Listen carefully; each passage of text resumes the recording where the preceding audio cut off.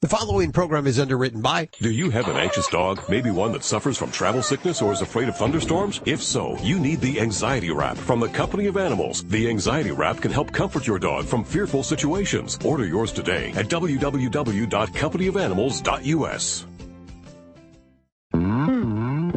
Celebrating the connection with our pets. This is Animal Radio, featuring your dream team, veterinarian Dr. Debbie White and groomer Joey Villani. And here are your hosts, Hal Abrams and Judy Francis.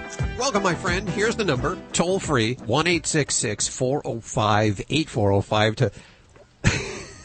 What I've said it so many times, you can... I can mock you. Go ahead and mock me. Mock away. Okay, you can call 1-866-405-8405.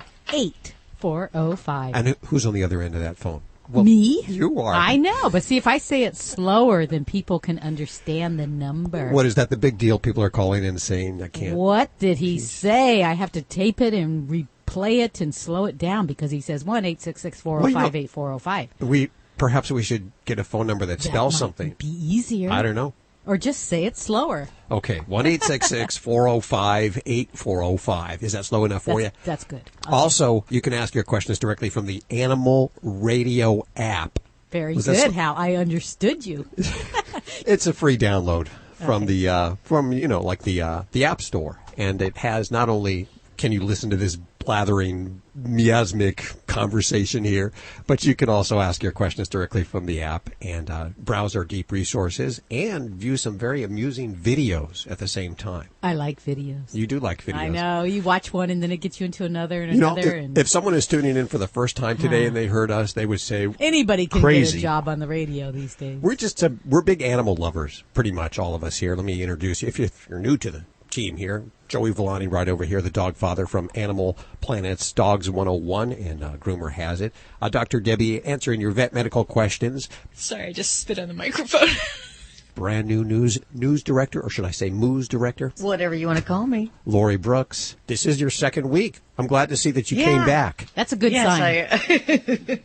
Thanks, you guys. I'm a big animal lover, so there's no place really I'd rather be. You have a few animals at home, too, don't you? I do. 3 bulldogs and 2 cats, and that's probably a low census count for right now. 3, and what do you mean, it changes frequently? Yeah, I mean, in the past there were several horses and lots of ducks, chickens, and things like that. The whole I'm thing. not in really a farm area right now, so I'm kind of limited now. Well, you see, we noticed that people, when they say they have 3 cats, usually means 6. Just usually. I'm not saying that. That's on a rental application. Yeah, usually most cities have these laws. At least where we live, I know they have these laws. Yeah. And you can't have more than 3 or 4 cats or 3 or 4 dogs unless you're in the business and permitted and licensed. And then you have to have the property and space to accommodate them. And that's if you could even find a place to live, because there are a lot of landlords that won't even let you move in. Yeah, that's true. You know, that kind of scares me, because when you say it's double, I had somebody wanting to rent one of my houses at one time. Yes. And they said they had 40 cats. Holy moly. So the fact that they even admitted that. That's kind of borderline hoarderish. Yeah. It is. That really is borderline. I don't even think I think that is hoarderish, but we don't know the situation. That definitely true. is. I'm sorry. I love pets, and I'll rent to people with pets, but not 40 cats. Cats can ruin floors. They can do a lot of damage, I have to admit. I know. Okay, so let's get back on track here. Today we have a guy who's written a book about introducing the dogs to the babies. So let's say you're going to have a brand new baby at the house, and you already have a dog. How do you make that introduction so that there's no jealousy? Because you don't want the dog to be jealous, because that could cause all kinds of problems. That's very important that you do it right. On the way in just a few minutes right here on Animal Radio. Lori, what are you working on over there in the newsroom? Well, if you are maybe looking for a new job, why not just do everything kind of over? Take a free do-over if you want. If you love animals, you can get a new job, move to a new country, and probably make more money. And we'll tell you where you would be able to do that. I like the sound of that. I'm intrigued. Yeah. Let's hit the phones for your calls. 1-866-405-8405. Hi, Denise. How are you? Hi. I'm okay, thank you. How's everybody there? I think we're doing splendid. We're doing awesome here. Where are you calling from today? South Central Pennsylvania. Oh, near Reading? Yes, about 15 miles west of Reading, actually. Oh, well, how are you doing today? What's going on? have a cat that I thought was a tortoiseshell male, and I was told that it was rare. Tortoiseshell and male. I was not aware of that. What is the determining factor as to how to tell if it's a tortoiseshell? Well, so when we're talking about colors of cats, there's a lot of people know what a calico is, and calico is a tricolor. So you got usually like black, red, and white. A tortoiseshell is usually a two-color cat without white. So it could be red and black, brown and black, kind of that. Now, what's interesting is usually the red coat color is associated with females. So in most cases, a tortoiseshell cat or a calico cat is a female. The trait for that orange color is actually on the female X chromosome. So in order to have a male, and if we verified sex, and you've had your vet check out and make sure we are, in fact, a male versus female. Yep. And we've confirmed it. He's got the equipment. Okay, all right. He's mostly brown with black striping and spotted mottled black, and a tiny bit of a lighter beige. Okay, yeah. Okay. So, yeah, this is pretty rare to have a male that's a calico or a tortoiseshell. And estimates, although it's not really known for certain, it's about 1 in 3,000.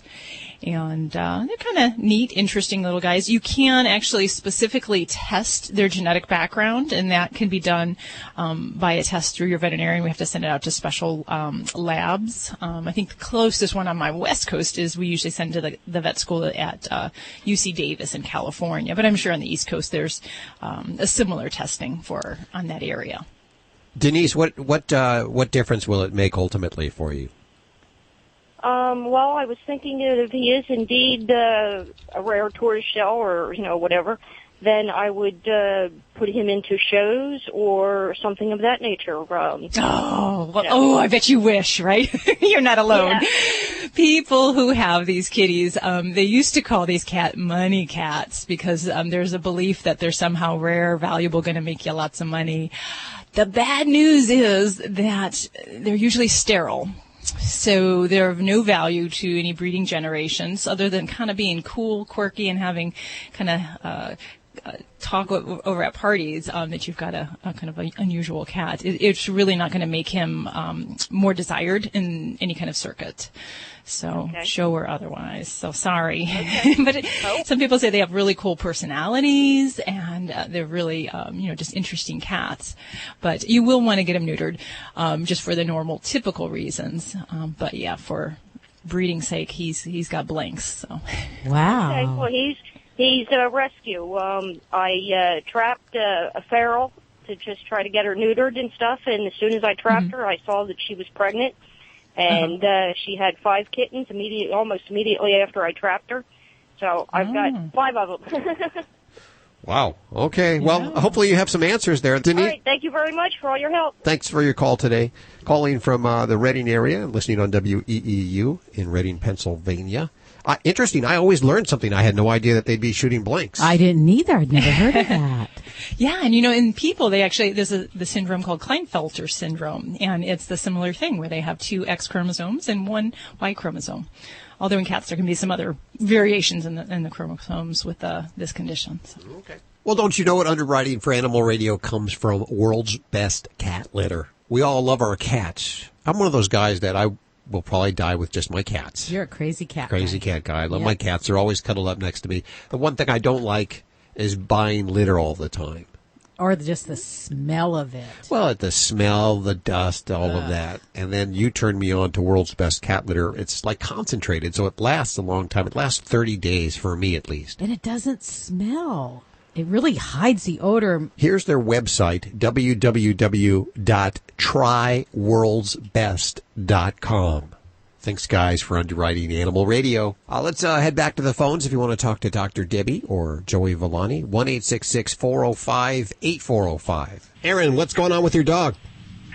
Well, he has fairly severe allergies, including hypersensitivity to his own Demodex canis, and including allergies to people as well as a lot of foods.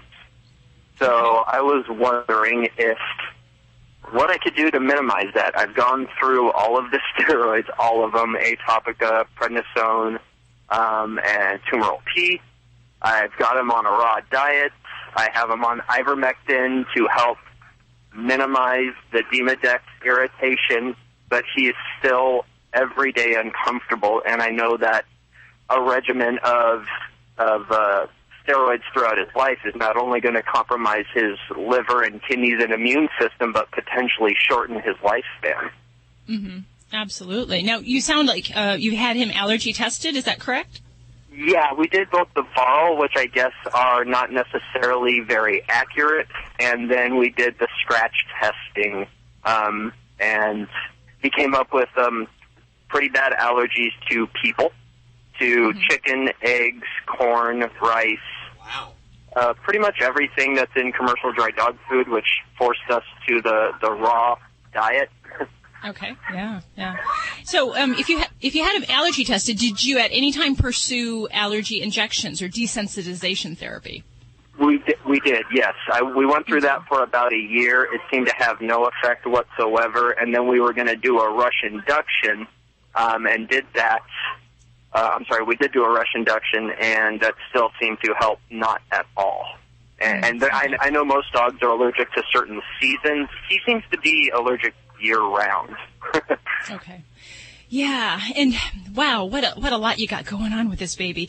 I mean, the real problem that we have is that when we attack a lot of these allergy issues with the immunosuppressants, the prednisone, the cyclosporine, things like the Demodex kind of come to the surface, and truly, we are hesitant to try to use anything really potent on the allergies till we can clear the Demodex, and that can take a long time. Some dogs, we don't clear it, and it's a constant battle with that. So for me, when I hear of a pet that we're dealing with allergies, that's having an active Demodex break, that's where I try to focus a lot of my efforts. That and any other concurrent infections, bacteria infections, yeast infections, and try to address those things and to address that as much as we can, and then say, okay, let's regroup and then look at things like steroids or cyclosporine, because it's actually the use of things like steroids indiscriminately a lot of times with these allergy patients that they give relief, but they can set up the pet to break with these mites, the Demodex mites. So right. That's probably the best avenue that I could say to go to try to get a handle on things. And then if it is a year-round issue, then gosh, yeah, the diet would be a huge focus on how I would try to address that. And definitely a lot of the blood allergy testing for food allergies is not always very useful. So we usually try to do more of the elimination diet. So things like raw are fine, but there's still things in raw food that can be an allergen. So I'm not sure what therapies you've tried, but whether we go with a hydrolyzed protein or even a novel protein diet where we're trying to eliminate and only pick a few ingredients and keeping it really pure, if you will. And that's how I like to go after the food allergy component with the year-round issues. And then making sure fleas are under control. Got to keep those fleas under control as well, if that's an issue for your area. It's not. He was in Las Vegas, and actually, unfortunately, now he's in Arizona at a foster home for the time being. But we did do the elimination diet. We did that for about 2 years with the journal, and we have him on a minimal amount of ingredients, which seem to be okay. Yeah, I don't know. This is what I'm just thinking I had to get to the wall a little bit. Yeah, and it will be, in his situation, I would be realistic in that this is going to be a lifelong battle, that a lot of times looking for the inexpensive or the end of the road is probably not likely going to be there, because he's always going to have issues, and you're going to have to modify that, especially as you move from one locale to another with him. And I recently had someone move from Michigan to Las Vegas, and they said, we did all the allergy testing in Michigan, and you know what, we know he's allergic to things. And I said, well, after you're in a new environment, there are different allergens, and some may be a greater component than others. So retesting when there is a move and potentially going on another allergy therapy might be another thought to consider as well. Aaron, we wish you the best of luck with that. 1-866-405-8405 to connect with any one of the Dream Team right now. You're listening to Animal Radio. Call the Dream Team now at 1-866-405-8405. Do you have an anxious dog? Maybe one that suffers from travel sickness or is afraid of thunderstorms? If so, you need the Anxiety Wrap from the Company of Animals. The Anxiety Wrap can help comfort your dog from fear of thunderstorms, fireworks, separation anxiety, nervousness, and much, much more. The Anxiety Wrap maintains a gentle pressure on acupressure points in your dog's neck, chest, shoulders, belly, and in the rear legs, thanks to its patented leg straps. Order yours today at www.companyofanimals.us. I am the family dog, and it's that time of year again. The one where pet parents start looking for Fido-friendly hotels and destinations where Fido is welcome. Make no bones about it. Pets are part of the family, and we like to sniff out new places, and we hate to be turned away, especially when we're on our best behavior. So we won't be left out in the cold. Be sure to pick up a copy of Fido Friendly magazine to find the best hotels and destinations where Fido is always welcome. Go online to FidoFriendly.com and subscribe today. America was built by people with a few dollars and a dream. And while many don't know it, there's one path to success that still only requires a dream and about $10. That's right. If your dream is to start or grow your business, something as simple as the right business card could make all the difference. And today at Vistaprint.com, you can get 500 full-color business cards for only $9.99. That's right. Only $9.99. Just go to Vistaprint.com and enter promo code 2020 at checkout. That's Vistaprint.com, promo code 2020. You know Canine Caviar for their great human-grade ingredients in your dog's food. We now continue that tradition and excellent pet nutrition with 7 single-serving cat food trays. We love our cats and dogs, and that's why we're featuring all human-grade tuna, salmon, and chicken proteins with other hand-chosen ingredients to promote proper nutrition. They're in environmentally friendly, recyclable, BPA-free plastic trays. Look for canine and feline caviar products at your local pet supply store or online. For more information, call 800-392-7898. Hi, this is Carrie Annie Nava from Dance with the Stars. Don't forget to spay and neuter your animals, and you're listening to Animal Radio. You're listening to Animal Radio. Find us at animalradio.com. Log on, learn more. Don't forget, there's 2 ways you can ask your questions. You can call toll-free at 1-866-405-8405, or you can ask them directly from the Animal Radio app for your iPhone, Android, or BlackBerry. It's a free download, thanks to those folks over at Drs. Foster's and Smith. And, in fact, let's go to the phones right now. We have Elaine. Hi, Elaine. How are you? Hi, how are you? Good. What's up?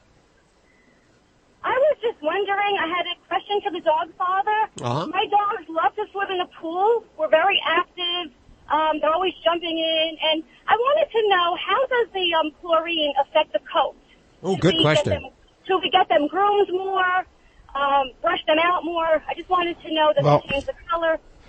Will it discolor your dog? Yeah, absolutely. It's just like your hair. If you go in the pool too much, you may get some discoloration, which is not going to be significant, but you could turn your brown dog a little bit red or your black dog a little bit red, but it'll go away. Is the chlorine bad for them? Let's put it this way. It's not going to kill them, but it's not the greatest. It's no different than for our skin. It's going to dry it out. It's going to leave a residue. And a lot of people don't believe that it leaves a residue, but I'll give you a good example of that. If you ever work to put, with water that had bleach in it, okay, and you take your hands out, it leaves almost like a film, like a slimy feel that sometimes is a little bit hard to actually rinse away. Well, the chlorine almost works the same way. And what's going to do, it's going to attach itself to the coat. So even just a quick rinsing will get most of it away, but it's going to leave some behind that could irritate or cause the skin to dry out. So if you can, what I would do is I would make a mixture of I would make a mixture of white vinegar. Let's not put any more bleach on the dog. Scratch the bleach. Yeah, scratch the bleach. Let's take some white vinegar, a quarter cup, to a gallon of water, okay? And if you can just add just a cup, when I say a drop, I literally mean a drop of shampoo, because what that'll do, that'll help the product grab onto the coat so it doesn't just flush right over it. It'll actually work. and pour that over your pet as a rinse, okay? After you rinsed your pet with plain water, use that as a rinse. So what that's going to do, that's going to help remove all the impurities that are left behind. Same way if you washed your floor and you went back over it with water and white vinegar, it'll make it shine more, because what it's going to do is going to lift up the residue. Well, that's going to do the same thing to your pet's coat. And then when the dog's coat is just about 90% dry, I would run a brush and a comb through it, and then one more time completely when he's dry or she's dry, and you'll have no problems. See, I only let my dog go into the pool once a year, and that's at the end of the year. They have these around Labor Day where all the pools, just before they shut down, the public pools, they encourage the dogs to come in and fill up all the filters with their dog hair, and then they clean it all out. It's a new one to me as well. Is it new to you? You've never heard of that? Yeah. No, I haven't. Wow. Really? You're listening to Animal Radio. Call the Dream Team now at 1-866-405-8405. Dogs or cats, horse or emu, animals are people too. Is your dog happiest when splashing around in a pool? Dog trainer Steve Dell says dog owners with pools should pool-proof their pets. He teaches dog owners how to train their dog to get out of the pool, saying a dog would naturally swim to shore in a lake, but may get confused in a pool. They have to be taught where the stairs are. It sounds like a simple idea, but a dog can drown while panicking trying to get out of the pool. Dell suggests leading your dog into the pool by the stairs, then encouraging him to come back to you using the stairs to get out of the pool. It's also important to keep the pool gate closed to prevent accidental falls. For pets and humans alike, safety is an important part of having fun in a pool. I'm Britt Savage for Animal Radio. Animals are people too. Animal Radio. Hey everybody, this is Brett Michaels, and I just want to say, you, right now, want to take, wait, give me the line again, my brain skipped. Brett Michaels. I just had one of my brain hemorrhage brain farts. Oh, don't do that, don't do that. Time. I don't want to be responsible for that. Trust me, it's me. Go ahead. Animal Radio, Brett Michaels Animal Radio. You got it, I knew the Animal Radio. Okay, here we go. Hey, this is Brett Michaels.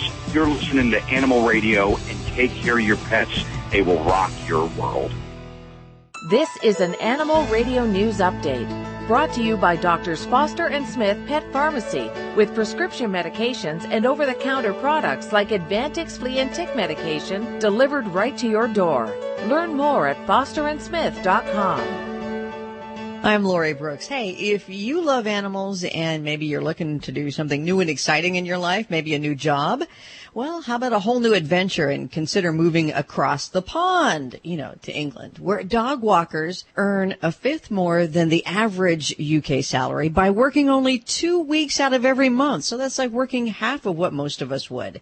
Dog walkers in the UK charge an average of almost $18 an hour per dog, and they walk 192 dogs per month on average. Are you following my math? That adds up to an annual earning of about $41,000, which is 20% higher than the British national average salary.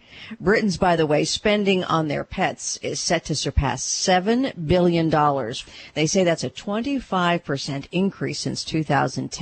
And around a fifth of that spending, by the way, goes on things like non-food items for pets, which includes, pet toys, pet grooming, pet daycare, all the fun stuff. It's that time of year for allergies for all of us and our pets too. But unlike humans who can get hay fever because, of breathing in pollen, pets primarily develop allergies through their skin. You see dogs walking around on the floor, you can picture this, act like a dust mop. So if dogs are allergic, then their skin is going to itch. You may notice them scratching and keeping you awake at night and licking their paws a lot. The flare in allergic skin disease, according to experts, even when typically well controlled, will lead to increases in itching and scratching. So be on the alert for that. And then what happens is all that itching and scratching creates secondary skin infections, which involve bacteria and or yeast too, which can really compound the problem and make the dog, cat, horse even more itchy. And by the way, did you know that some pets can even be allergic to fleas? So you can see how important flea prevention becomes, because when even one little flea bite can blow up for a dog or a cat that is allergic to fleas, can go into dermatitis. And they say a dog that is allergic to fleas can scratch for 2 weeks from one little tiny flea bite. I'm Lori Brooks, and you can get more breaking animal news anytime at animalradio.com. This has been an Animal Radio News Update brought to you by Doctors Foster and Smith Pet Pharmacy. With everyday low prices on products like Quellin and Rimadyl delivered right to your door with a 100% satisfaction guarantee. Learn more at fosterandsmith.com. Doctors Foster and Smith Pet Supplies have a Vet VIPPS accredited online pharmacy covering all your pet's needs, from heartworm medications and anti-inflammatories like Rimadyl to non-prescription items like Canine Advantix Flea and Tick Preventive. Doctors Foster and Smith has your pet covered. We'll even contact your vet for you, all with a 100% satisfaction guarantee. Low prices every day with free shipping on orders over $49. Shop online at fosterandsmith.com because your pet's health and happiness come first. At Stella and Chewy's, they're dedicated to the simple proposition that pets should be healthy and happy. Their commitment to quality starts with their ingredients. Every Stella and Chewy's product is made with raw, naturally raised meat, poultry, or fish, sourced from USDA-inspected facilities without added hormones or antibiotics. Unlike commercial pet food, which is one of the most highly processed products on the planet with much of its nutritional value cooked away, Stella and Chewy's dog and cat food is nutritious and delicious. Learn more at stellaandchewy's.com. You're listening to Animal Radio. Call the Dream Team now at 1-866-405-8405.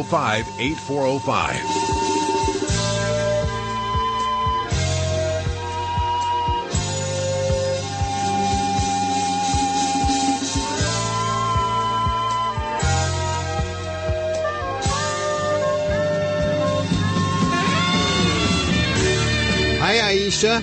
Hi. You must be a child of the 90s, a young gal, huh? Oh, well, you're flattering, but not hardly. A child of the 70s. Really? Aisha? Yeah, Aisha. 73. I thought Aisha was kind of a newer name, no?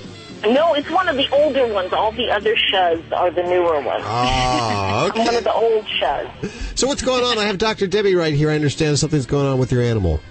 Yes. Hi, Dr. Debbie. How are you doing? Hi, super. And how about you?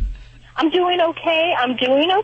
I have a 3-year-old Doberman. Her name is Diamond, and she has, we're calling it incontinence. She will lay down, and it's kind of like she potties in the bed. She'll be laying on her dog bed, and she'll just urinate.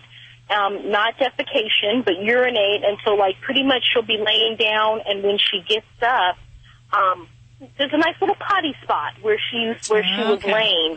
And she's great. She's a wonderful dog. She's great with the kids. I would love to have her sleeping, in the kids' room on a dog bed or something like that, or even on the bed. But I just can't trust that we won't have that problem with the urination. And she's pottying outside during the day, okay? Yeah. And so it's not a potty training issue. She knows to go outside. We don't really have a doggy door, but we kind of keep the back door open from time to time, and she'll go on outside and go to the bathroom, defecate outside. It seems like usually when she's sleeping, if she has been asleep for a long period of time and she gets up, whatever blanket or area she's on, there's a nice little urination spot right there. Mm-hmm. Okay, yeah. And alrighty, so, and I've been told that there's medication I can give her, but no one seems to know the name of the medication, anything about the medication, so just your thoughts. Okay, absolutely, yes. And when we have a dog, especially a female dog that is incontinent, leaking urine when they're sleeping or relaxed or getting from a lying position, getting up, yes. we tend to look for female incontinence medications. And is she spayed by any chance? Yes, she is. She is. Okay. Because the number one population we see this in is the spayed female dog. And some thoughts actually recognize this problem could be as high as 15 to 20% of dogs that are spayed. It's one of the reasons that nowadays many folks with the laparoscopic spays are actually just removing the ovaries because it's thought to maybe be implicated with that.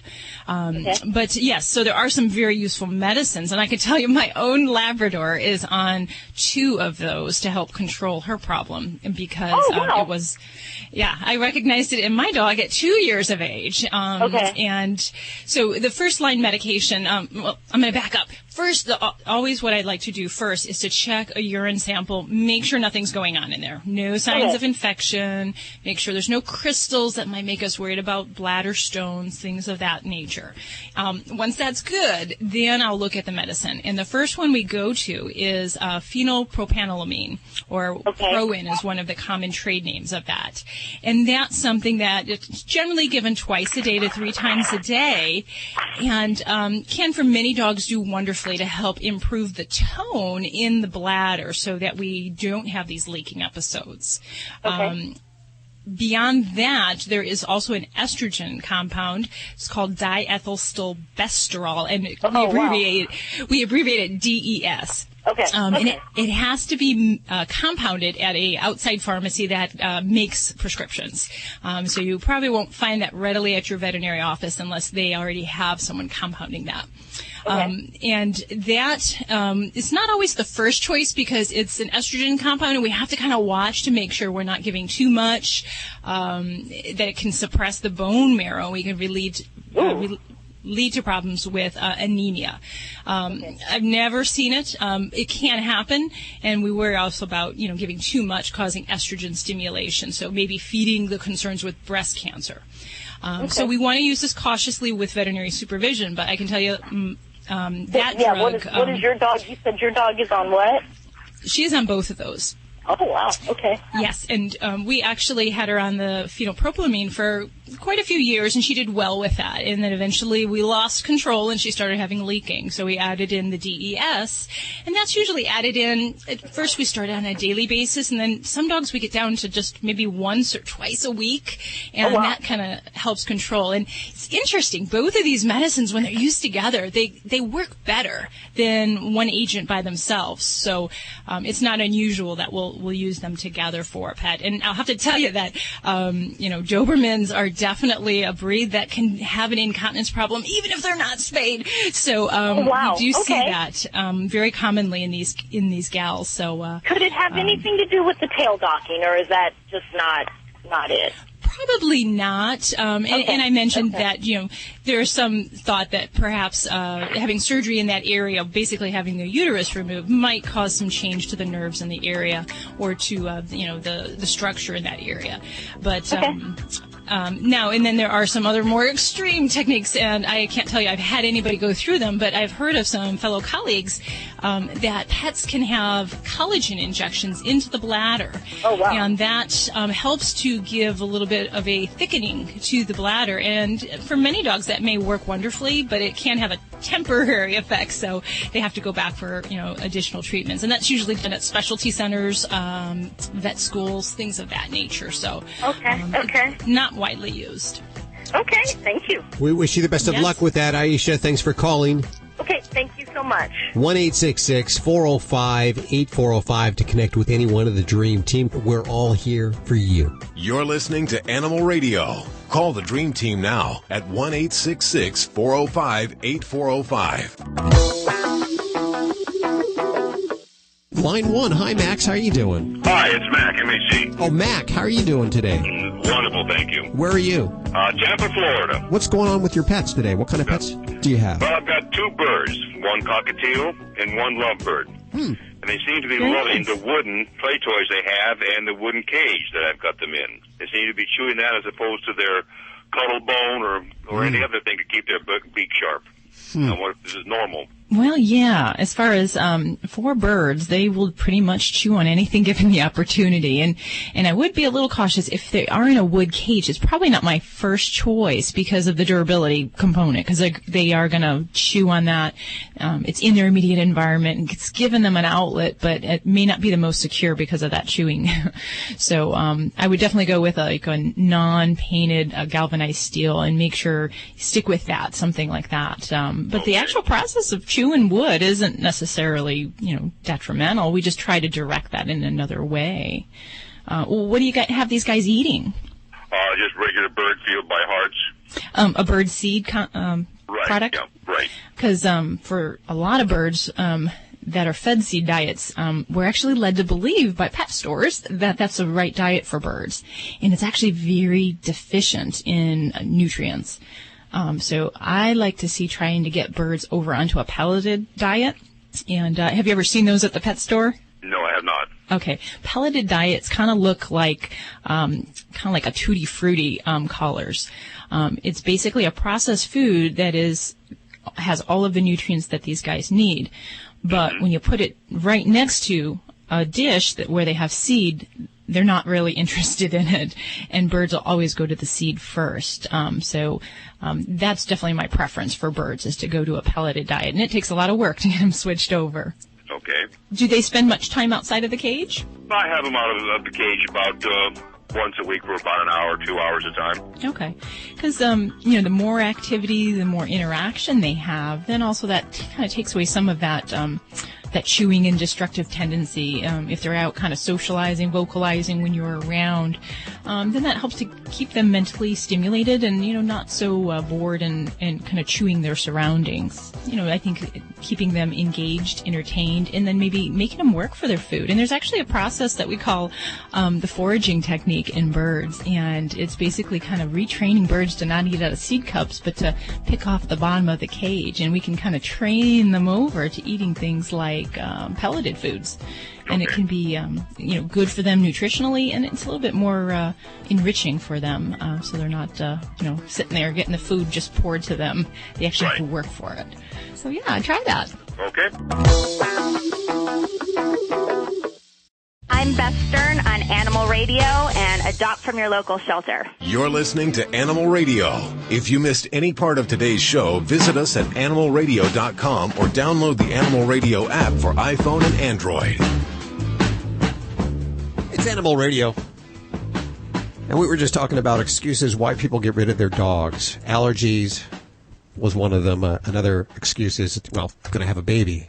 Don't need the dog around the house. That's the last thing I need around the house. Yeah, I'm afraid the dog, might harm the baby or something. That's just crazy talk. I'll tell you that right now. That's I would never get rid of my dog. In fact, I would think that the baby and my child that would be a great thing for them eventually to have a relationship and a bond together and grow up together. Yeah, and I think children raised with animals have less allergies over their lifetime with regard to animals. I've heard that. Yeah. Mm-hmm. Plus, I got to just say that, you know what? Let's get the expert on. He's a dog trainer, Michael Wombacher. He's written a book called Good Dog, Happy Baby. Michael, welcome to the show. Thank you for having me.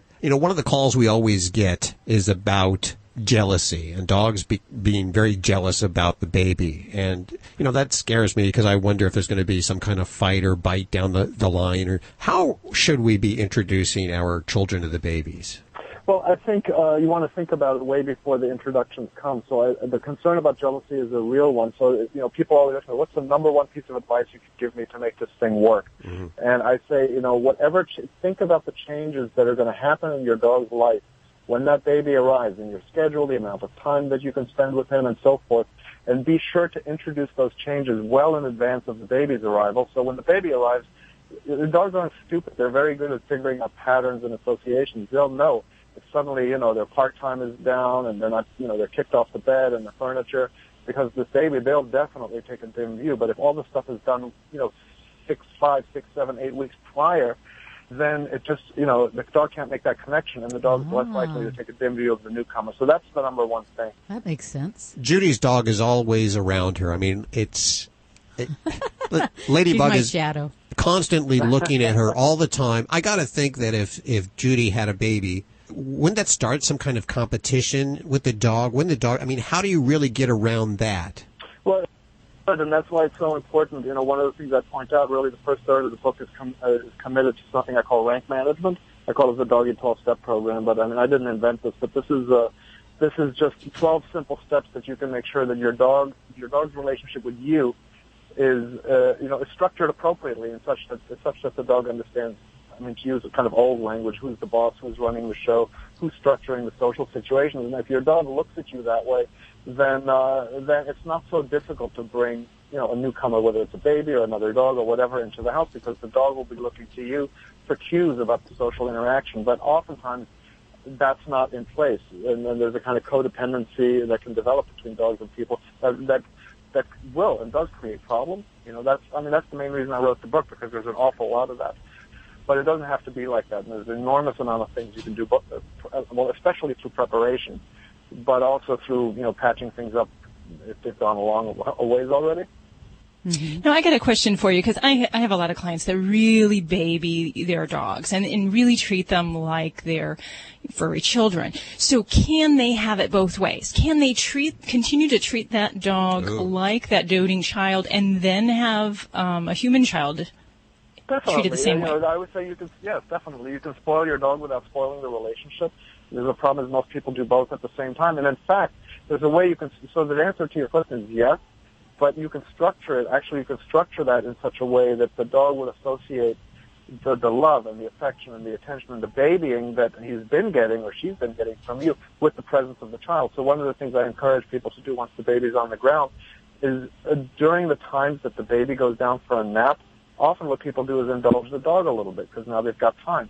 So I say, no, put the dog down also. You want to have a little safe place that the dog can go and just isolate and crate the dog or whatever. Put the dog on its own for a little while, and then maybe mom takes a nap.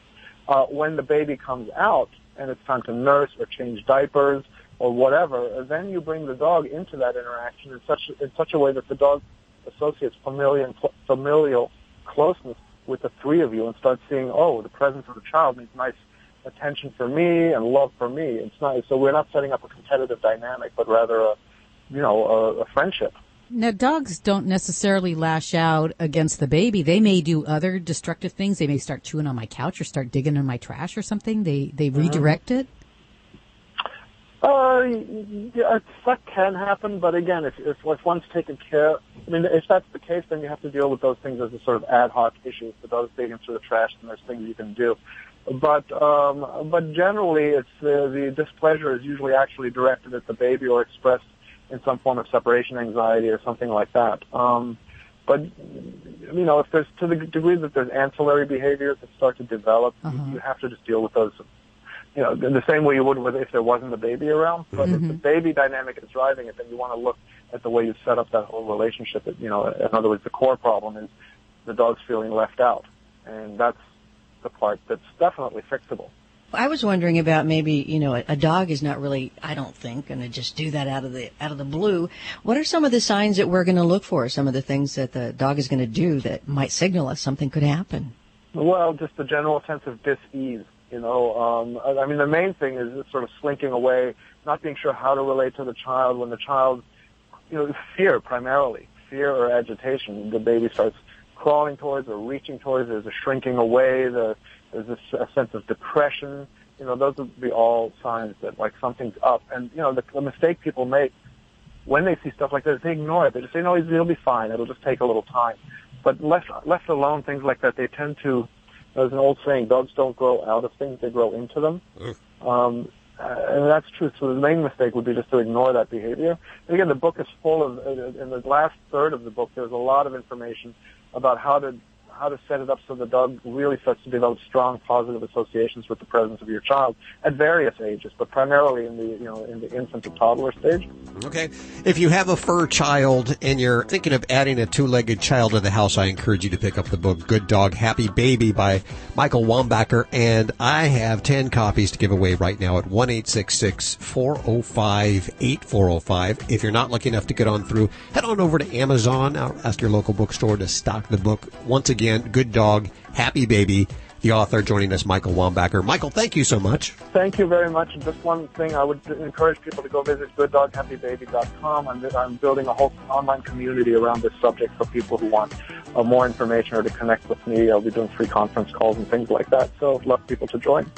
Absolutely, and we'll put links to everything you've heard on today's show over at animalradio.com. Let's head back to the phones, toll free, 1-866-405-8405 for your calls. You're listening to Animal Radio. Find us at animalradio.com. Log on, learn more.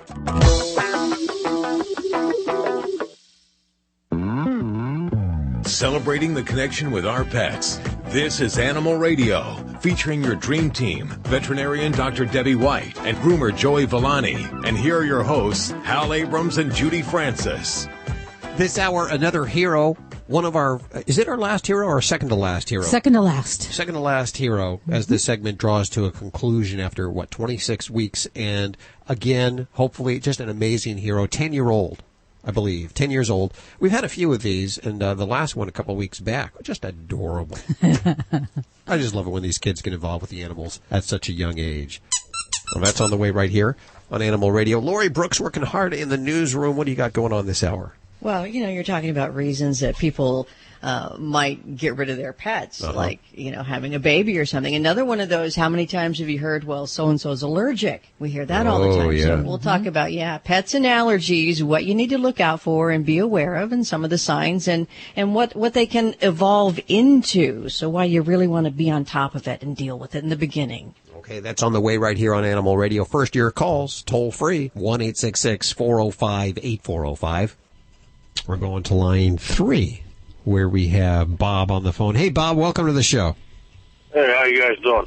Good. What's going on in your world? Oh, just sitting here playing on a laptop waiting for a load. Waiting for a load. So you're not sitting in the bathroom. Well, I was earlier, but not now. Not that kind of load. You're probably OTR is what I'm thinking. You're waiting to pick up a delivery, right? Well, yeah, that too. Okay.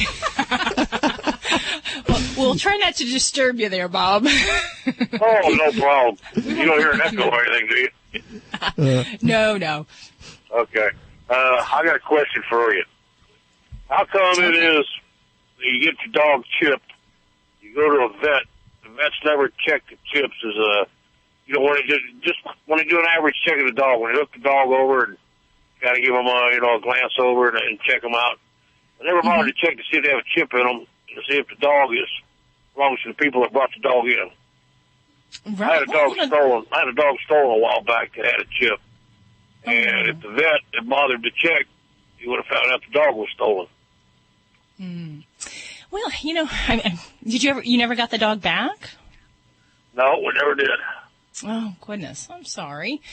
The big thing and the challenge with it is that checking for a chip isn't the same thing as checking for the ownership of the chip, because they're different things there. So there are some veterinarians that have a policy of scanning each and every pet that comes to the door.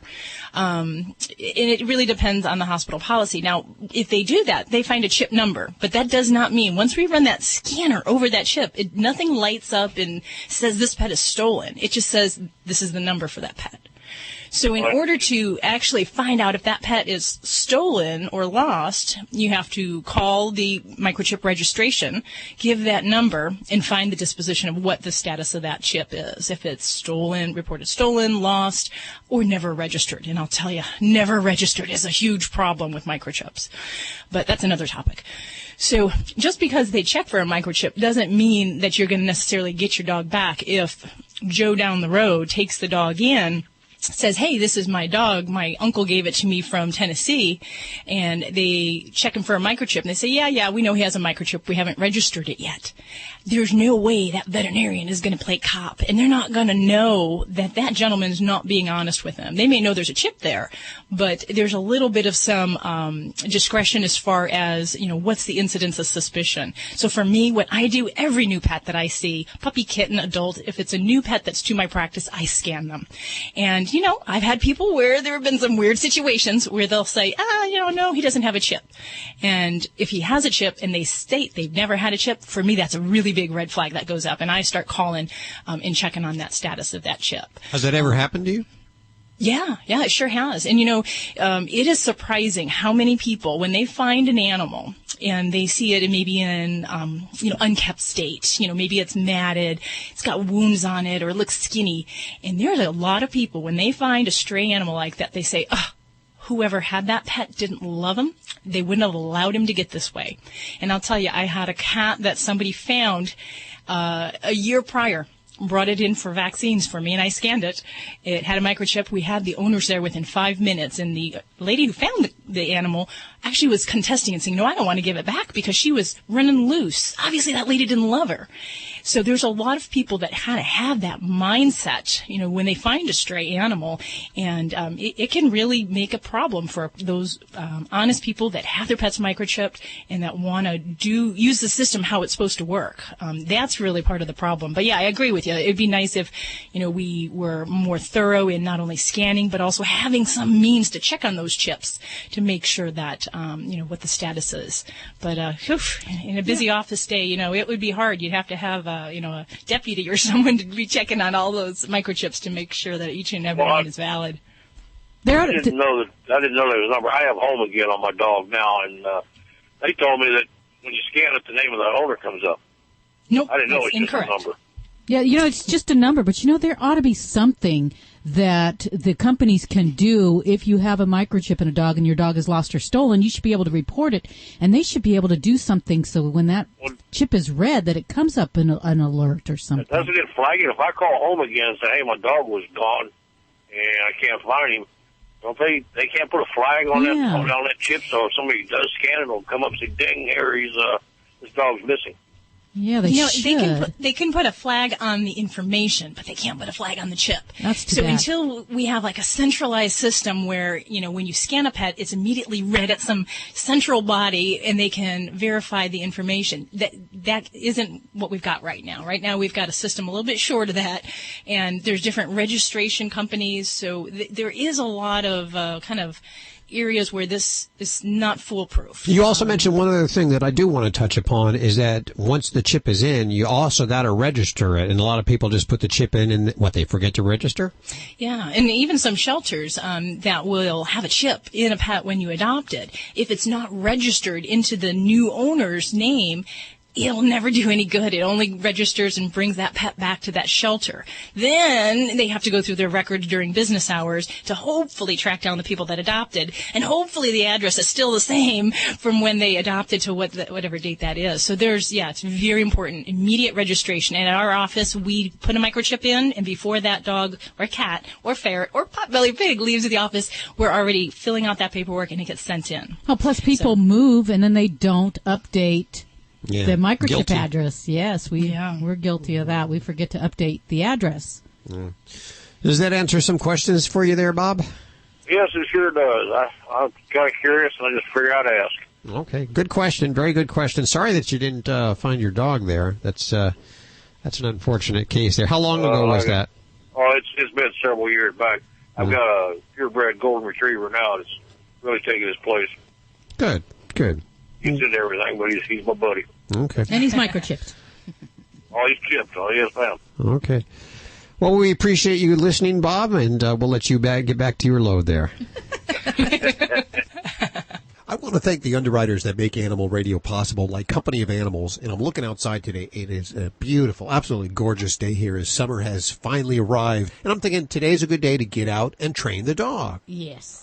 And, you're reluctant because you know what dog I'm talking about. Yes, I'm talking about your dog. About Ladybug. Company of Animals, they have this Clicks range of training products, and they sent us all of the Clicks range. I'm anxious to try all the tools of the trade that they've made by the Clicks range. They have the whistles. They have clickers, and not only just the regular clickers, but they have clickers that have volume and two different kinds of clicks or two different whistles. The recall lines, these are the long 32-foot leashes that make dogs feel like they're roaming around free or that they're free, but you can still control them. It's a great way to train them. And then, of course, my favorite we learned last week, the treat bags, because I've been putting my treats in my pocket all this time. Crumbs when you go to do your laundry. If you forget to take it out when you do your laundry, you have kind of an interesting little concoction in your pocket. So all of this comes from Company of Animals, and I found it over at companyofanimals.us. Thanks, guys, for underwriting Animal Radio. I believe we have Deborah on the phones. Hi, Deborah. Hi, how are you? Good. Where are you calling from? Tampa, Florida. What's going on? How can we help you? Okay, I have a question for Dr. Debbie. Okay. All right, I'm right here. I have a 2-year-old Cocker Spaniel, and she is about the most athletic Cocker Spaniel I've ever known. And what she loves, as soon as I get home every day, we go to the backyard, and I throw the ball. She runs like a Jack Russell Terrier and jumps 2 to 3 feet off the ground and catches the ball. Oh, boy. We all love it. She loves it, and I love it too. But I have had Cocker Spaniels in the past, and I'm aware of hip and back leg problems, and I'm concerned, is this good for her legs or bad for her legs, the jumping and landing on the ground? It's a great question, Deborah, and I love that you have an athletic dog, because for Cocker Spaniels, they are the smallest of the sporting breeds. So this is totally typical for these guys, and too many Cocker Spaniels are couch potatoes. So I love that you're getting your baby out there. But yes, they are definitely prone to some hind limb problems, and in the knee area, we are very aware of medial patellar luxation, so where the kneecap pops in and out of place. And about 1/4 of Cocker Spaniels actually have this condition.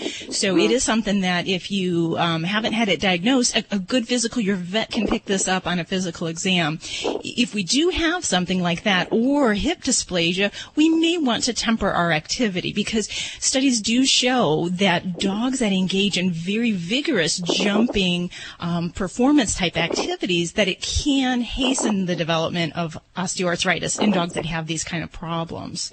But if she's not been diagnosed with that, I don't see a reason not to let her enjoy that, with a couple premises. As far as the first thing that I would always ask is that we make sure we keep your baby in good lean weight. Because a pet that's carrying extra weight, that's extra forces that are on the joints when she is jumping and when she's playing. And that can definitely increase her rate that she could injure her hind limbs, and not just those problems, but the other more common problems that we do see with athletic dogs and injuring themselves. The other thing is that I would make sure also is that we condition her to that activity. So it sounds like she's doing this regularly and she's pretty active, but we don't want to just kind of do the weekend warrior type thing where one day she gets to jump and leap and do all this. So we build up to that. So that may be leash walking. We may take her out for other more sustained activity, and then just making sure that, that she's got good structure when she's jumping, when she's doing her activity. So the ground does matter to where she's playing as well. Well, she's pretty impressive when you see her, and it is a daily activity, so I do appreciate your opinion there. Excellent. Well, give that baby a pat on the head, and I love the activity. Mr. Boss is going to get out there and join her, I think. Okay. Well, thank you very much. Thanks for your call, Deborah. We appreciate it. 1-866-405-8405. You're listening to Animal Radio. Call the Dream Team now at 1-866-405-8405. Clean up with deals on top quality hardwood floors from Lumber Liquidators. Tired of that old carpet? Replace it with stylish and affordable hardwood like 5-inch pre-finished oak for just 99 cents. It's easier to clean than carpet, and this week we've got it for less than half of what you'd pay at other stores. Or get hand-scraped bamboo for $1.99. It's beautifully textured, and now it's 43% less. Plus, laminate and more from 49 cents and 18-month special financing. Now is the time to roll up that dingy carpet and lay down a quality hardwood floor. Visit lumberliquidators.com to find a store near you. This is Shaquille O'Neal. And the Shaquettes. Reminding you that anytime is a good time. Good time. For the cooling, drying, fresh scent of Gold Bond powder spray. Like after the gym. Or a crowded elevator ride. Or golf. Or working with farm animals. Or a hard day's work. Like sportscasting. You said it, ladies. Stay cool with Gold Bond powder spray. Stay cool with Gold Bond. Like the taste of fresh apples? Try an Angry Orchard hard cider. At Angry Orchard, we believe in tradition. That's why we use apples from a 100-year-old orchard. It takes 2 apples to make each bottle of Angry Orchard. So raise a glass to a time when apples were best served in a pint glass. Angry Orchard, when you're looking for something a little different. Crisp, refreshing, and not too sweet. Just like me. Angry Orchard hard cider. Branch out. Angry Orchard Cider Company, Cincinnati, Ohio. Drink responsibly. You know Canine Caviar for their great human-grade ingredients in your dog's food. We now continue that tradition and excellent pet nutrition with 7 single-serving cat food trays. We love our cats and dogs, and that's why we're featuring all human-grade tuna, salmon, and chicken proteins with other hand-chosen ingredients to promote proper nutrition. They're in environmentally friendly, recyclable, BPA-free plastic trays. Look for canine and feline caviar products at your local pet supply store or online. For more information, call 800-392-7898. Hey, this is Paula Poundstone. Wait, I forget where I am. Animal Radio. Animal Radio. I love that. All right. Hey, this is Paula Poundstone on Animal Radio. spay and neuter your pets or we're going to be eaten alive!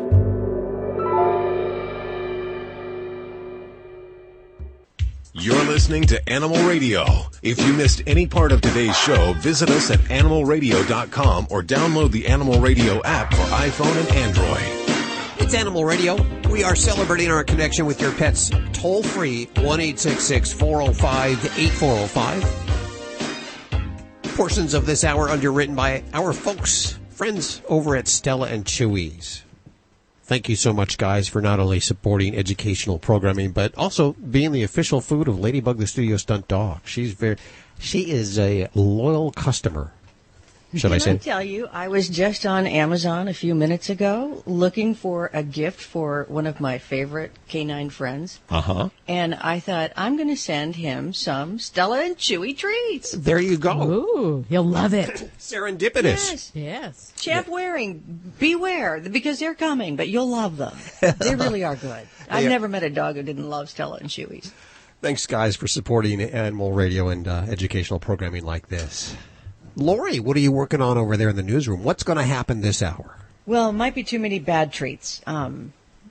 Treats that may be like too sweet, like we humans indulge in. But how are our pets doing when it comes to dental care? Ooh. They did some big research on it, and I'm going to tell you what happened. I'm feeling like that's not going to be great. Yeah.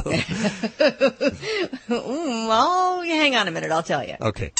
Toll free, 1-866-405-8405 to reach out to anyone of the Dream Team. Let's head to the phones where we have Kathleen for the dog father. Hi, Kathleen. Where are you calling from? I'm calling from the Reading, Pennsylvania area. So what's going on? Well, I have a rescue. I got him from the Golden Retriever Rescue. He hates to have anything done with his feet. Now, I take him to a groomer to get his nails done. But to trim the fur, I have to trim the fur, and he doesn't want me to do it. The last time I was doing, well, one of the last times, he got himself into a corner, and I thought, oh, now he has to stay. He figured out a way to get away from me. Hey, can I ask you, what's he trying to do? Is he trying to bite while you're doing it? No, he just wants to get away. Now, the last one that I had, she actually threatened me one time. But I still was able to trim her nails, her fur. And this guy has a bad back. I used to they'd be laying down and I could just grab them by the legs and turn them over to the other side. This guy, I don't dare do that because I think I hurt him. Mm. Now, are you using a scissor or are you using a clipper or a buzzer? A scissors. Okay.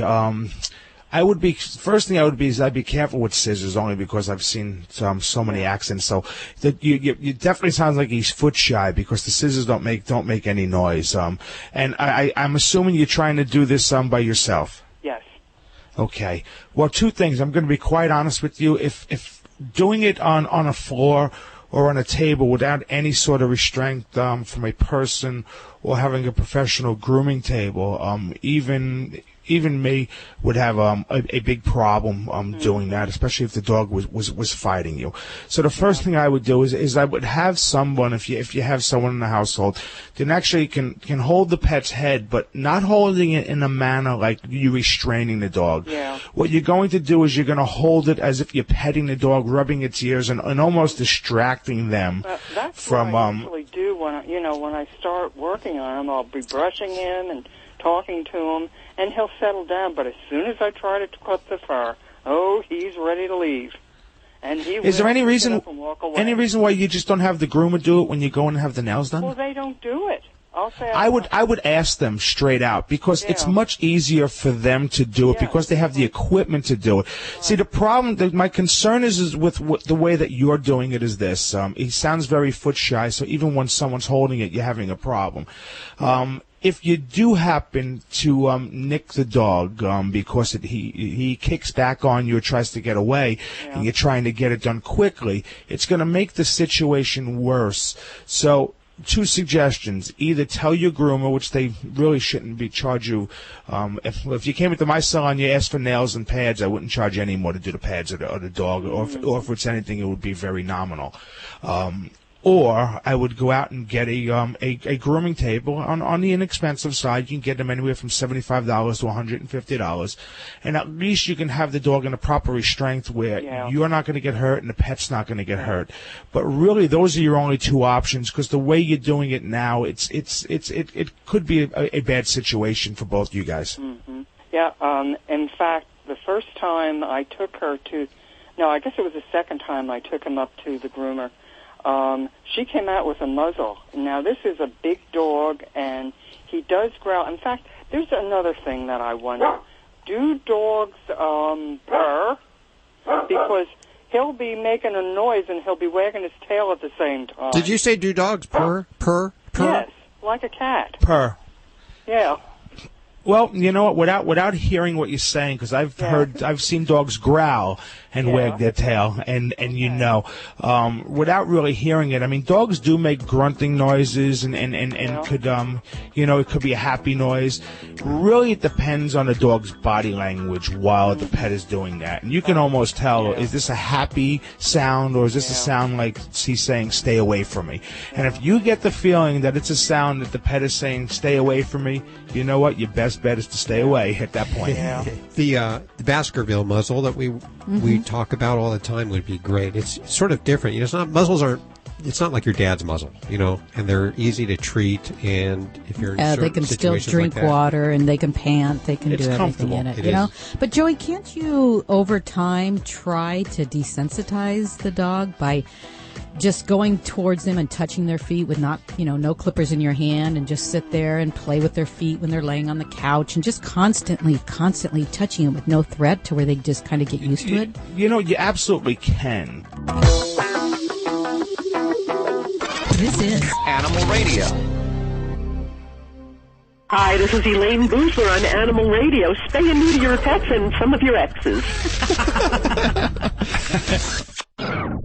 This is Animal Radio, baby. This is an Animal Radio News Update, brought to you by Drs. Foster and Smith Pet Pharmacy, with prescription medications and over-the-counter products like Advantix flea and tick medication delivered right to your door. Learn more at fosterandsmith.com. I'm Lori Brooks. There's a new study out that shows America's dogs and cats need much better dental care. You probably guessed that. The Pet Market Dental Study brings together perspectives from both veterinarians and pet owners. And the study looked at things like their, pet foods, pet treats, their chews, their toys, pet toothpaste, and medical services, and even some of the things that they use in the veterinarian offices and dental cleanings. But veterinarians indicated that the majority of pets that they see have dental problems. So it's not just yours. You're not the only one getting that bad news when you take your pet in for an exam. But the vast majority of pet owners consider their pet's dental status as normal, and less than 30% recognized any potential teeth or gum problems in their pet. Now, that said, 80% of dog owners and more than 50% of cat owners did purchase dental health products in the past year. But most of them were treats, so they were kind of doing double duty. But about 20% of dog owners and 10% of cat owners had their pets' teeth cleaned professionally in the past by a veterinarian, but the vets say that we need to do that more often. Finally, a Japanese pet supply company has created a pretty cute new sweatshirt. It's a different kind of a fashion statement. It's got a built-in pouch in the front of it. So we humans can carry our pets, or small cat is what it was made for. It's a pullover with a large vertical pocket on it. So, a regular hoodie has kind of those pockets on the side. Well, this pullover hoodie is actually designed to put a cat in that vertical pocket. It's like a kangaroo pouch and is called the Mew-Garoo hoodie. It's not cheap either, but it's a great idea. I saw one on one website that sold for $101 plus the shipping from Japan. But it is a clever design, and it does come with a washable liner as well. So have fun with that. It's cute. I'm Lori Brooks. Get more breaking animal news anytime at animalradio.com. This has been an Animal Radio News Update brought to you by Drs. Foster and Smith Pet Pharmacy, with everyday low prices on products like Quellin and Rimadyl delivered right to your door with a 100% satisfaction guarantee. Learn more at fosterandsmith.com. Doctors Foster and Smith Pet Supplies have a Vet VIPPS accredited online pharmacy covering all your pet's needs, from heartworm medications and anti-inflammatories like Rimadyl to non-prescription items like Canine Advantix Flea and Tick Preventive. Doctors Foster and Smith has your pet covered. We'll even contact your vet for you, all with a 100% satisfaction guarantee. Low prices every day with free shipping on orders over $49. Shop online at fosterandsmith.com because your pet's health and happiness come first. You're listening to Animal Radio. Find us at animalradio.com. Log on, learn more. Animal Radio's Hero People is underwritten by Zuterin, the only FDA-approved non-surgical method for sterilization of male dogs. Zuterin offers an alternative to neutering male dogs, thus helping reduce the pet overpopulation problem. One injection provides a safe, permanent, and virtually painless alternative to surgical castration. Zuterin, a permanent and cost-effective alternative to neutering male dogs. Learn more at www.zuterin.com. That's ZEUTERIN.com. You're listening to Animal Radio.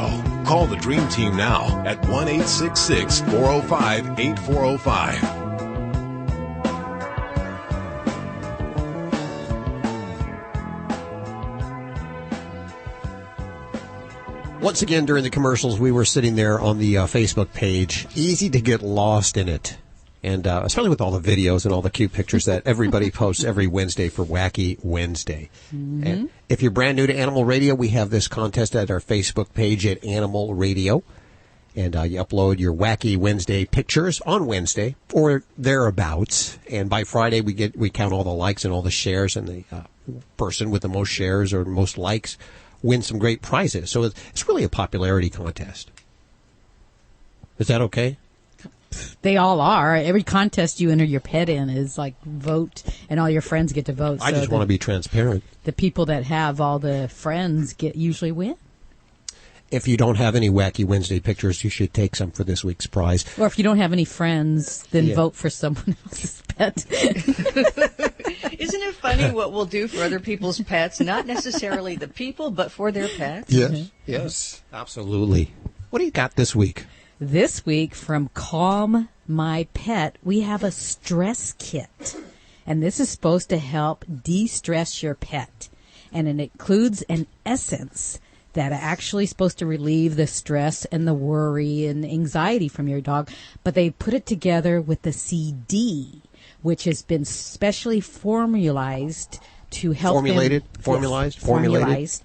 to help them with things such as thunderstorms and noises and stress. So you use this essence together with this CD music, and you will have the ultimate relaxation experience for your pet. Or you. It sounds like I could use it too. Yeah. Okay, that's for your Wacky Wednesday prize this week. So head on over to your Facebook page at Animal Radio. And in just a few minutes, I just learned our hero this week is 10 years old. And it's actually, not only is she 10, but she's doing together with her brother. They're both heroes, and he's, I think he's 11. So in the last, I would say, 26 weeks, we've had a lot of heroes. And in fact, this is coming near the end of our hero segment. Yes. And we've had probably 3 or 4 that have been under 14. Yeah, certainly.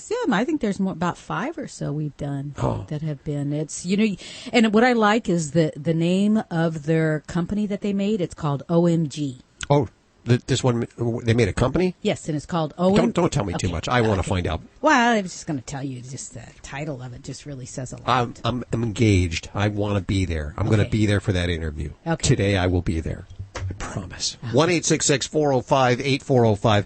And I do believe we are taking the next call, and we have Sue on the line. Hi, Sue. Well, hi, how are you?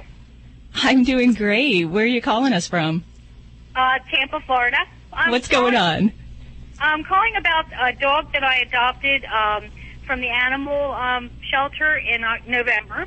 And I was visiting him. Well, actually, I'm a dog walker, and I fell in love with him last summer, and I brought him home in November.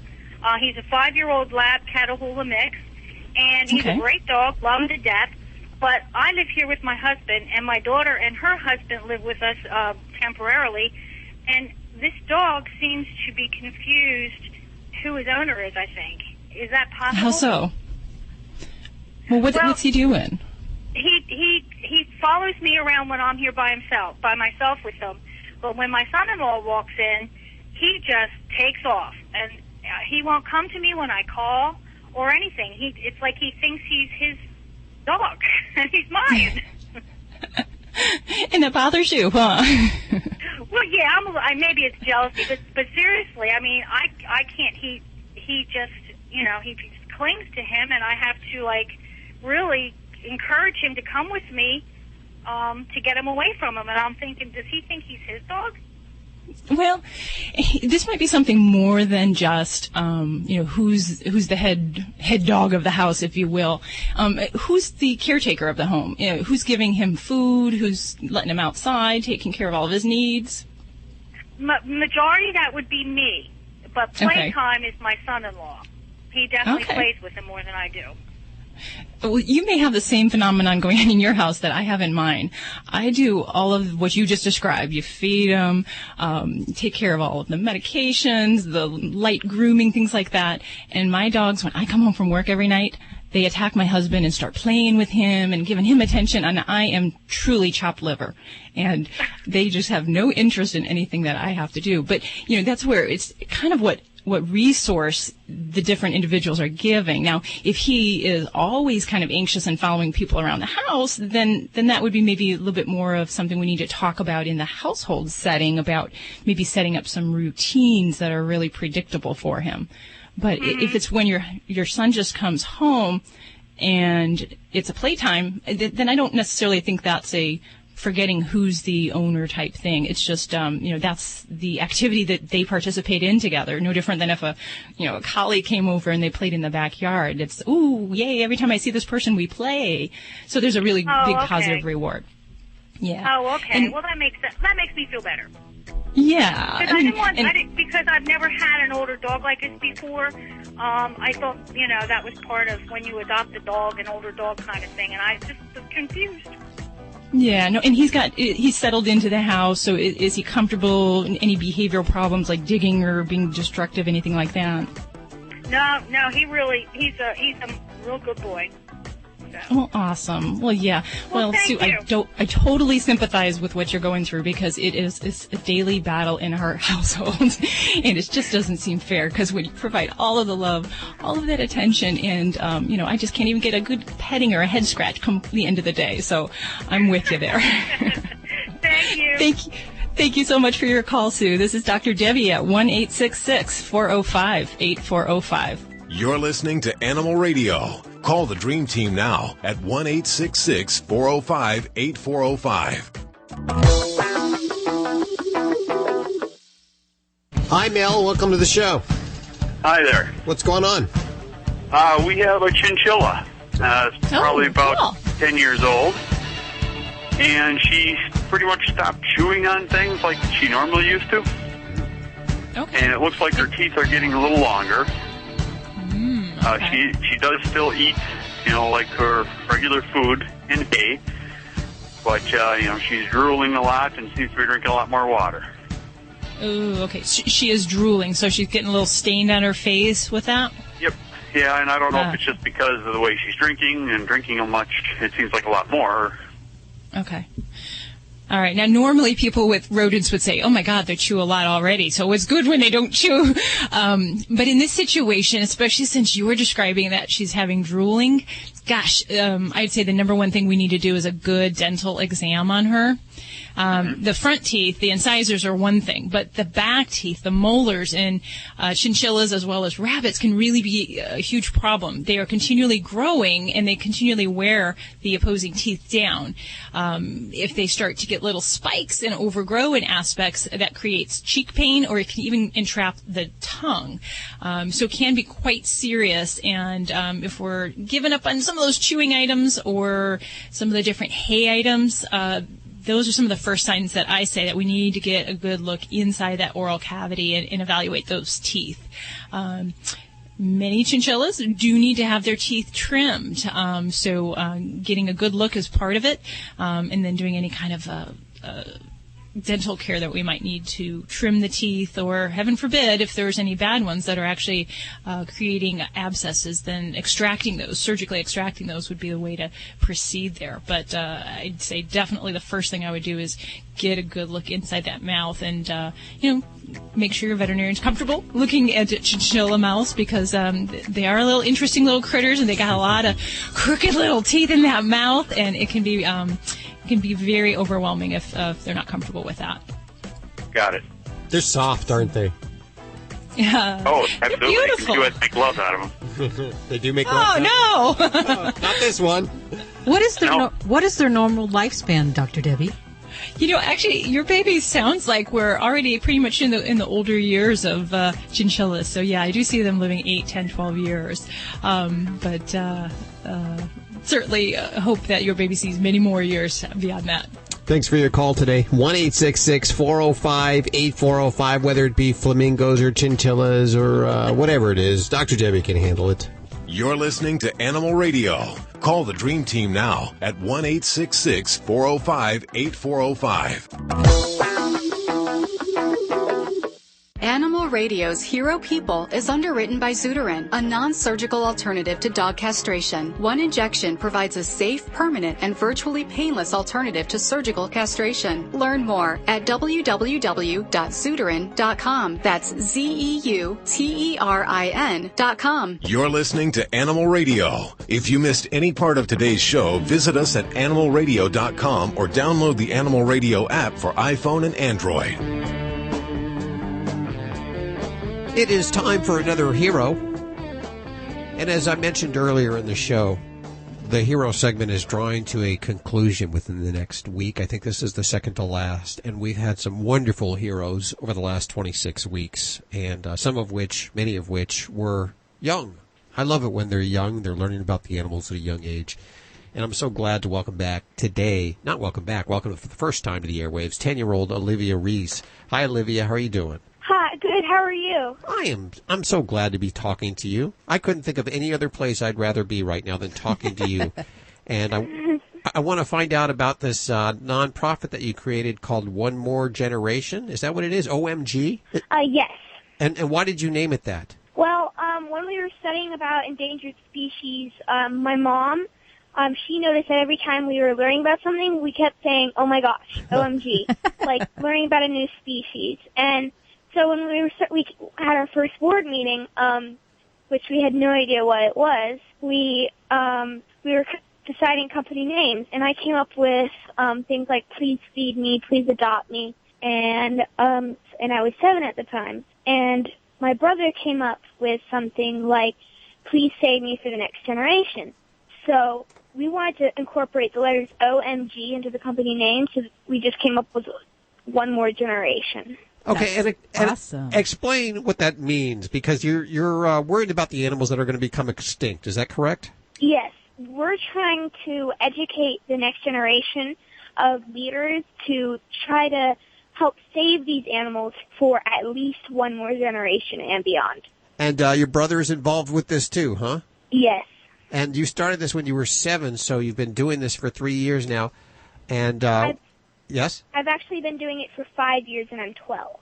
Oh. Oh, well, it's that's a big difference there. So you've been doing this 5 years, and what have you accomplished over the 5 years? Have you brought awareness to people? Yes, we've brought plenty of awareness to schools, churches, clubs, Girl Scouts, Boy Scouts, just as many people as possible. And what's your ultimate goal? Is there a certain animal that you're trying to keep from going extinct, or just all of them? Well, all of them. Do you have to raise money or speak with local legislators or anything like that? Well, we come up with different things. Like we're doing a orangutan letter writing campaign where we're trying to get we're teaching children about the problem of palm oil plantations and the orangutans and how they're being killed or put in the pet trade for just for the people cutting down the forests and stuff like that. So what we're doing is we're teaching children and adults about it, and they write letters or just sign a pre-written letter to the president of Indonesia and saying that they want him to stop And so we're trying to collect as many as possible and then hopefully meet with him and deliver all the letters. And what do we want him to stop doing? It's a palm oil plantation. Okay. It's where they cut down the forest to plant palm oil trees, which they put palm oil, palm kernel, palmitate, all the same thing, into our foods, and it's vitamin A. So what they're doing is they're cutting down the forest, and these orangutans and many other species are living in the forest, and if they see an orangutan, they might just shoot it or even sell it on the pet trade or even bury it alive, which is really gross. Olivia, you sound like you're doing a great job making complex situations and ideas pretty easy to understand. Thank you so much for that. You're our hero this week, and I got to say, you're my favorite hero. Yeah. Thank you. Amazing. You're doing amazing. So you have the website. People can go to onemoregeneration.org, right? Yes. What's over at the website? We have just things that we're doing, like the orangutan letter writing campaign that we're doing. You can download the sheets and write your own letter, color pictures, stuff like that. But One More Generation is a nonprofit, and donations are greatly appreciated. You bet. So, yeah. Oh, okay, give locally there. Where are you? Where do you live? What city? We live in just outside of Atlanta. Atlanta, Georgia. So if you're in the Georgia area there, you want to give to a local organization doing good work. These kids, I mean, really, you're here. Just totally amazing. Yep. Do you have any dogs or cats at home? I actually do. I have 3 dogs and I have 7 cats. How'd you get so many cats? So we rescue them all. We found most of them like in abandoned tennis courts and landfills while we're doing cleanups and stuff like that. We actually snuck one into our house from a cleanup that we were doing, and our dad didn't know about it, so we just brought him home. So.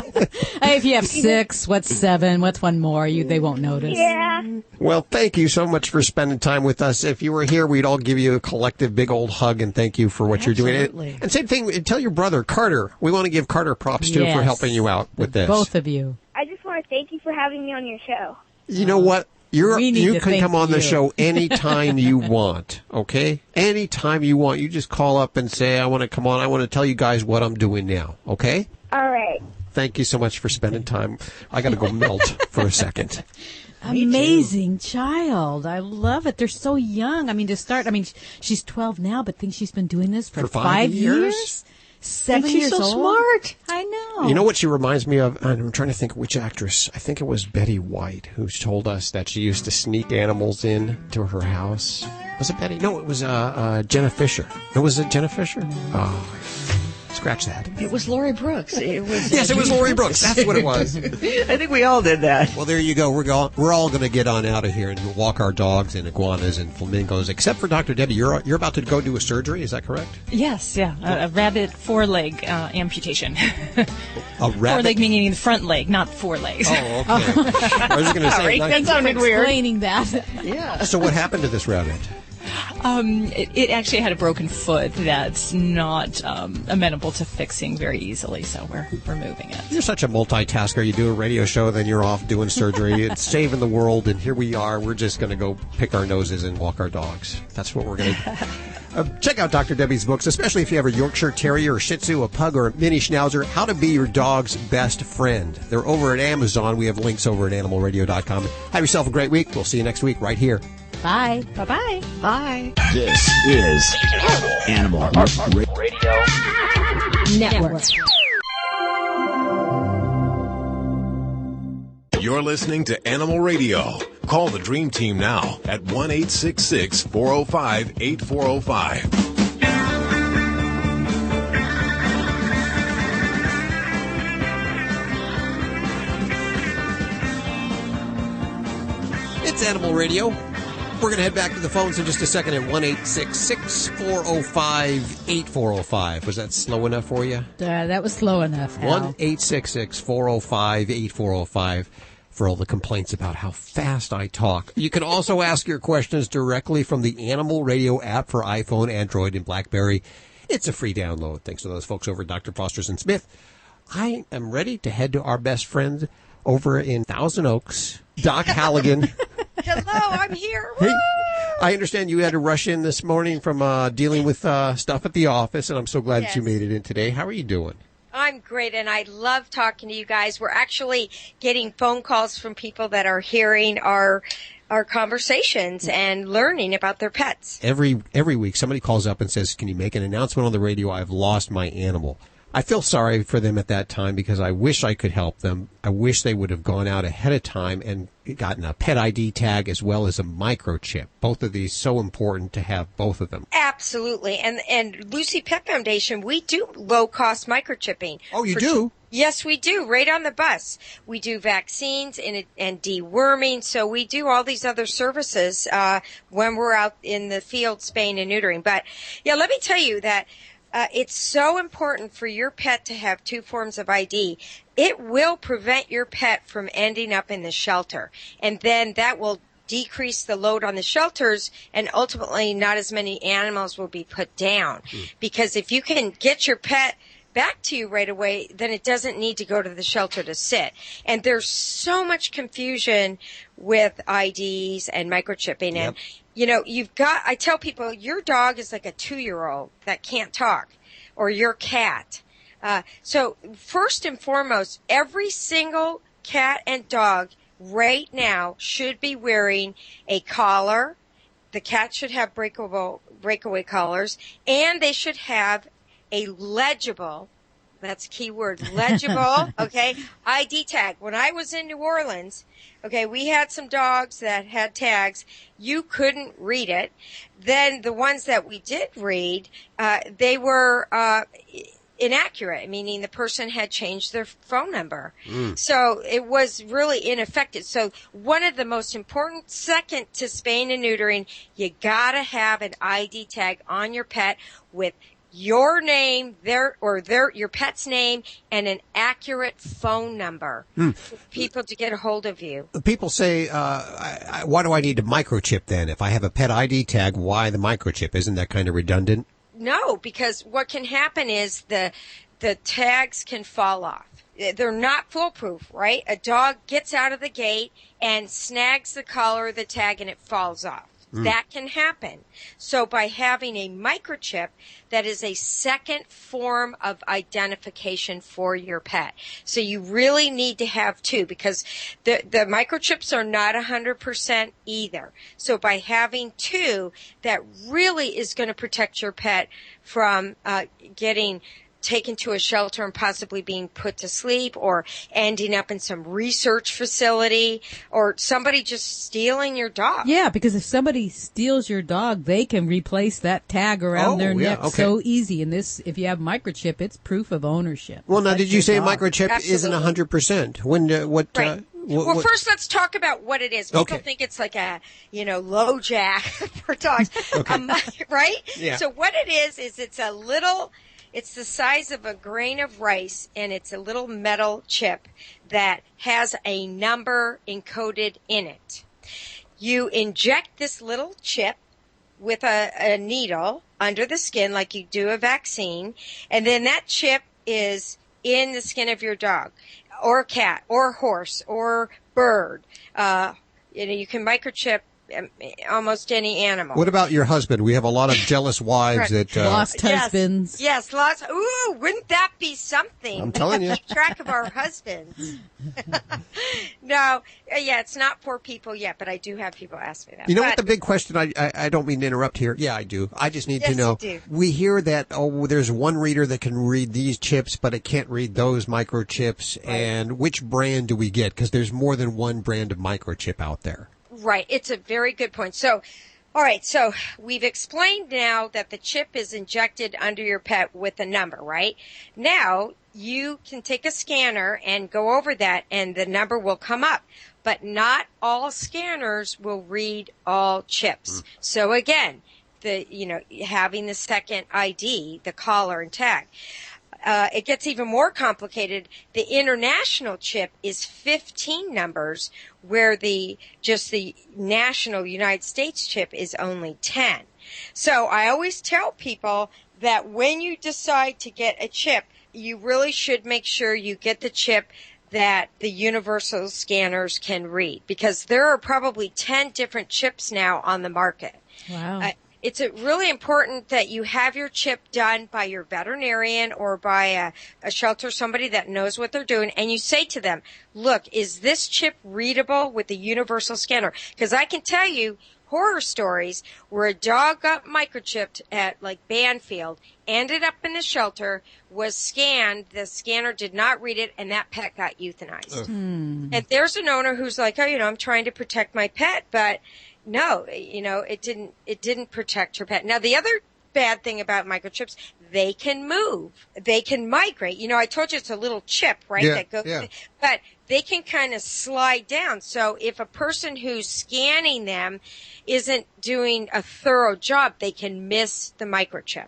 That's and it happens all the time. I mean, I know somebody who they had the dog, they got it from the shelter, it had a microchip, the dog got stolen, the dog ended up going to a vet, and the vets, I don't know if they missed the microchip or they didn't scan it, put a second chip in this dog. Oh, boy. Oh, wow. Never thought about that. Yeah, so I'll tell it's not foolproof with the microchipping. Now, I will say, though, that they are safe. There was some talk that, they cause cancer and they cause all these problems. Yeah. Not true. There is no evidence to show that little chip is going to cause a problem. Now, the third problem with the microchip, I still love microchips, is people don't realize they do nothing to help your pet get reunited with you unless you register them.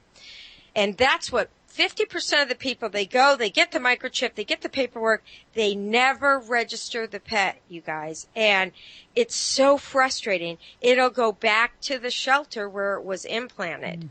And so it's so important. Like when we microchip your pet for $20, that includes the registration. $20, that's good. $20, yeah. And so that means we have you fill out the form, and we're going to input your pet that day, because most people don't do it. And then the other thing people don't understand, when you move, if you move, and people out in Los Angeles are very mobile, you have to change the information in the database, because we were working with this woman she found a cat, right? And so I brought her a scanner.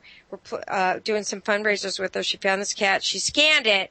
She goes, oh, the cat has a chip. And I'm like, great. So I call the company, and the phone number that we had for the woman was disconnected. So now we can never get that kitty back to her owner. And so that's, so I mean, like I said, there's still something you should do. Both my cats have microchips, and they have collars with tags. I've noticed in my cat, Twigger's, her microchip has migrated, gone south. You could feel that it's gone. You can feel it, yeah. She's very thin, yeah. Very, very interesting. Okay, so very important. It has no power supply. There are no moving parts. There's nothing like that in there. It's not a GPS. You can't locate your dog with it. How old can they be? How early can they be? How early can they be microchipped? That's a great question. If I can get it out of my mouth. Well, we typically will microchip them at 8 weeks and 2 pounds. Okay, that's young. Now, I know some of the shelters are a little nervous. They want to wait until they're a little bit bigger because they've had problems, I guess with the staff being able to do it. But a veterinarian will do it at 8 weeks or 2 pounds, because we're trained in hypodermic needles, and we will safely microchip a little animal. Although it's a hard part is though when they cry, you feel bad. It's kind of like when the kids go to the doctor, but I always say people, it's worth it because it could protect them. And I've heard that if your pet is microchipped, that the research facilities will not use it. Doc Halligan, the Lucy Pet Foundation. Learn more about her at lucypetfoundation.org and the great work that they're doing.